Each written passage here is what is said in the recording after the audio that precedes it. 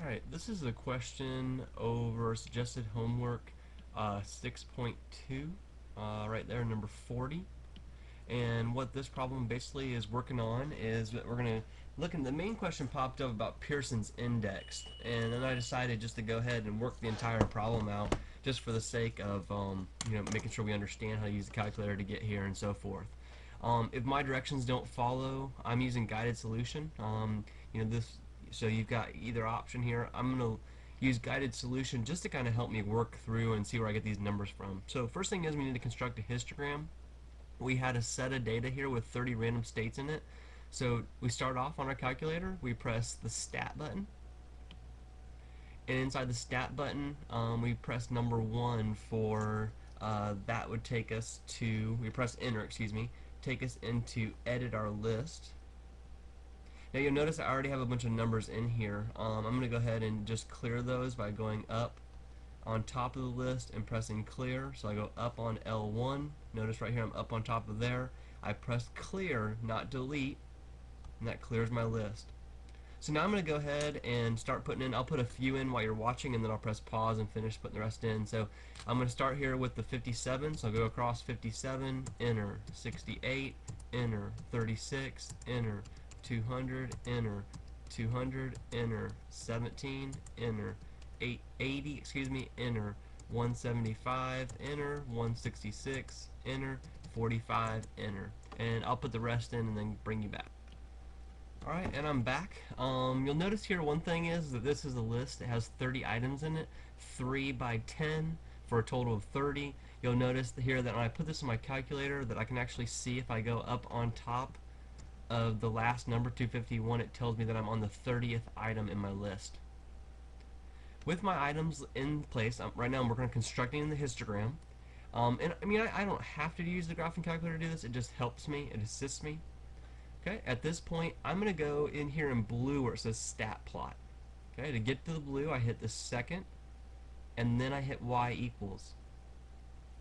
I'm going to go into plot number 1. So I just press enter to enter plot number 1. Okay, I need to turn plot number 1 on, so I press enter to turn it on. I arrow down and over to get to my histograms. I press enter to highlight that histogram. Okay, one more time real quickly. I come in, I turn it on by pressing enter to choose on. I arrow down to go to the next option.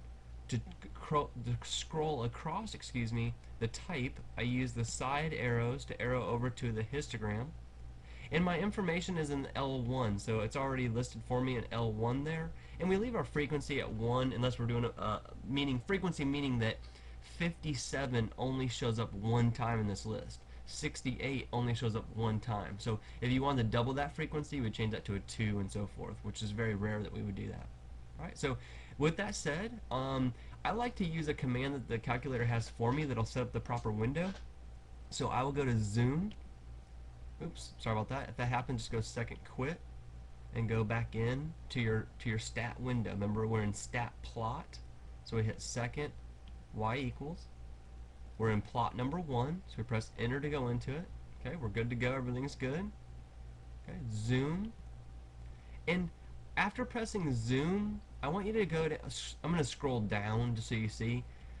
If I was graphing a linear equation or a quadratic equation, I would choose number 6 because that's a standard window. That's a 10 by 10. But I'm doing a stat plot. So what this will do is the calculator will automatically take the data that I've entered and it'll go through an algorithm to give me the best possible window that I can. So I'm going to choose zoom stat. Okay, so now there's what my histogram looks like approximately. I mean, I could go in and find out what my intervals are for each bar, but the key thing is now is that if I scroll down and look at step 1,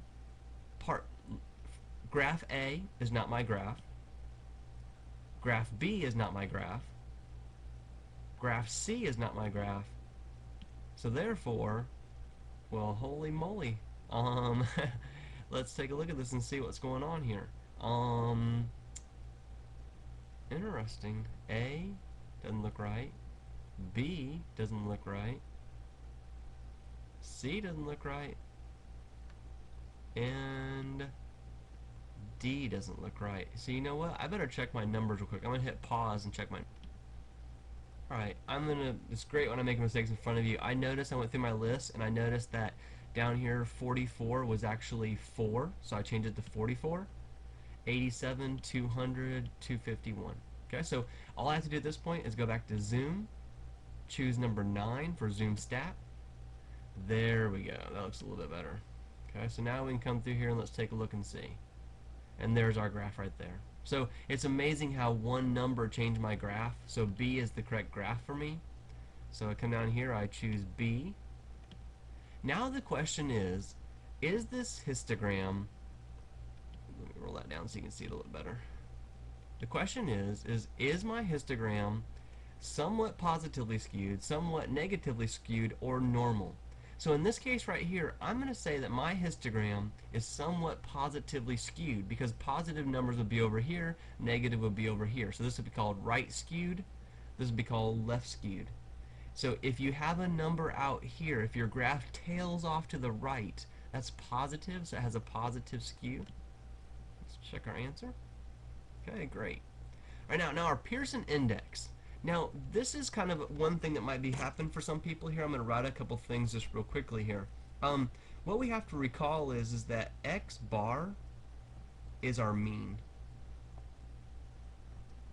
Okay, so X bar is our mean, and little s, lowercase s, is our sample standard deviation. Okay, so our calculator, now that I have these lists in there, our calculator would do this all for us. So let's go ahead and take care of that. To calculate, to do the Pearson's Index, to get these numbers, our mean, our median, and our standard deviation, sample standard deviation, we go back to Stat, we arrow over to Calc, so Stat, arrow over to Calc. We're going to do one variable statistics of L1. So it'll automatically do L1. If you want to make sure that you feel confident about that, you hit second and the number 1 key. You'll notice right here in blue it says L1 and press enter. Alright, so there we go, right there. There are our numbers. And what I'm going to do is I'm going to type them in instead here. So it says round your answer to 1 decimal place. So my mean, my X bar is 151.8. My median, if I scroll down over here, my median is 148. And my sample standard deviation is right there, and that's going to be 94. Okay, and I got that all from my one variable statistics. I check my answers. Great. And now at this point, they just want to do some calculations, so I can go ahead and say 151.8 minus 148. So this is 3.8. I can take my calculator and say divided by 94, and it says round your answer to 2 decimal places, so 0.04, and we check. Oh, I made a mistake. Let's see what happened here. I got both of them wrong. Apparently I don't know how to subtract. Oh, I got to multiply it times 3. Excuse me. All I did was a subtraction, and so at this point I needed to do the 151.8 minus, oops, sorry about that, 151.8 minus 148, multiply that times 3, because that's what it says right there, and it gives me 11.4. Then I take 11.4 and divide it by 94, and I get 0.12. Okay. Alright, last question. In this case, the PI, which is the Pearson's Index, is not greater than +1 or -1. So we can conclude that this is not significantly skewed. We can check our answer. Alright, so they got step 5, one last step. Remember here that if you are greater than 1 or -1, then you do have a significant skew. Alright, we can go back to our, we got a couple options. We can go back up here to our screen where we had our data. Nope.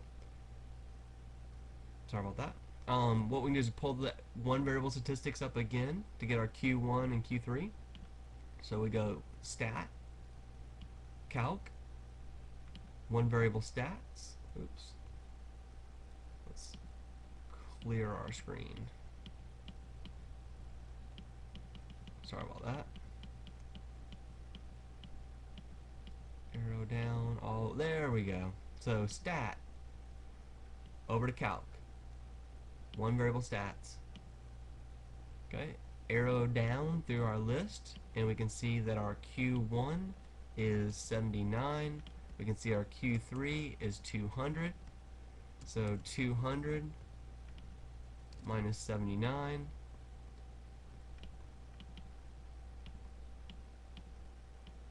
is 121.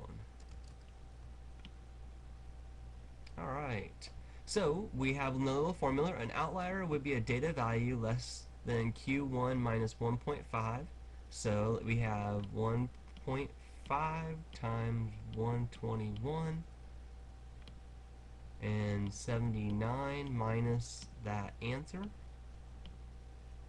So we get negative 102.5. Or we have 200 plus 1.5 times 121, and we get 381.5. Okay.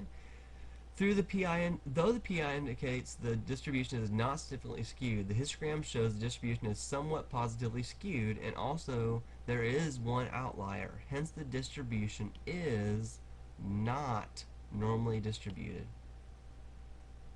Because you do have, so even though your PI says one thing, we still need to go ahead and think about other situations and other possibilities.